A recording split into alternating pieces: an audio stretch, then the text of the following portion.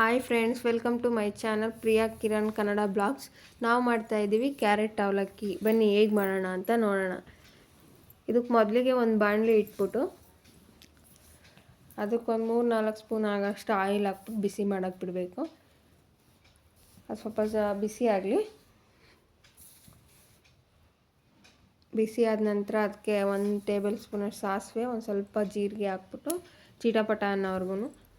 ಆದಮೇಲೆ 1 ಸ್ಪೂನ್ ಕಡಲೆಬೇಳೆ, 1 ಸ್ಪೂನ್ ಉದ್ದಿನಬೇಳೆ ಹಾಕ್ಬಿಟ್ಟು ಸ್ವಲ್ಪ ಗೋಲ್ಡನ್ ಬ್ರೌನ್ ಕಲರ್ ಬರೋ ತನಕ ಫ್ರೈ ಮಾಡಬೇಕು. ಸ್ವಲ್ಪ ಗೋಲ್ಡನ್ ಕಲರ್ ಬಂದರೆ ಸಾಕು. ಸ್ವಲ್ಪ ಗೋಲ್ಡನ್ ಕಲರ್ ಆದಮೇಲೆ ಕಟ್ ಮಾಡಿರೋ ಅಂಥ 2 ಹಸಿಮೆಣ್ಸಿನ್ಕಾಯಿ, ಕರಿಬೇವು ಹಾಕ್ಬಿಟ್ಟು ಅದು ಸ್ವಲ್ಪ ಫ್ರೈ ಮಾಡಬೇಕು. ಸ್ವಲ್ಪ 1-2-3 ಸ್ವಲ್ಪ ಮಿಕ್ಸ್ ಆಗ್ತಿದ್ದಂಗೆ ಈರುಳ್ಳಿ 1 ಬೌಲು, ಅದು ಅಷ್ಟೇ ಸ್ವಲ್ಪ ಗೋಲ್ಡನ್ ಬ್ರೌನ್ ಬರೋವರೆಗೂ ಈರುಳ್ಳಿ ಫ್ರೈ ಮಾಡಬೇಕು.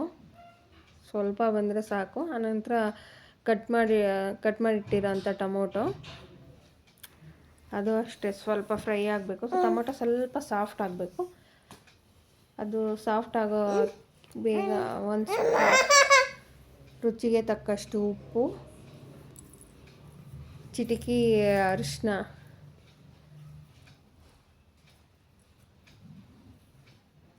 ಸ್ವಲ್ಪ ಚಿಟಿಕೆ ಅರಿಶಿನ ಹಾಕ್ಬಿಟ್ಟು ಸ್ವಲ್ಪ ಫ್ರೈ ಮಾಡಬೇಕು. ಅರಿಶಿನ ಉಪ್ಪು ಹಾಕೋದ್ರಿಂದ ಟೊಮೊಟೊ ಬೇಗ ಸಾಫ್ಟ್ ಆಗುತ್ತೆ.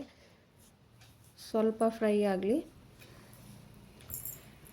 ಆನಂತರ ತುರಿದಿಟ್ಕೊಂಡಿರೋಂಥ ಕ್ಯಾರೆಟು, ಸ್ವಲ್ಪ ಕಾಯಿ ಹಾಕ್ಬಿಟ್ಟು ಮಿಕ್ಸ್ ಮಾಡಿ ಅವಲಕ್ಕಿ ಹಾಕ್ಬಿಟ್ಟು ಮಿಕ್ಸ್ ಮಾಡಿದ್ರೆ ಟೇಸ್ಟಿಯಾಗಿರೋ ಅಂಥ ಕ್ಯಾರೆಟ್ ಅವಲಕ್ಕಿ ready. Please supporting my channel.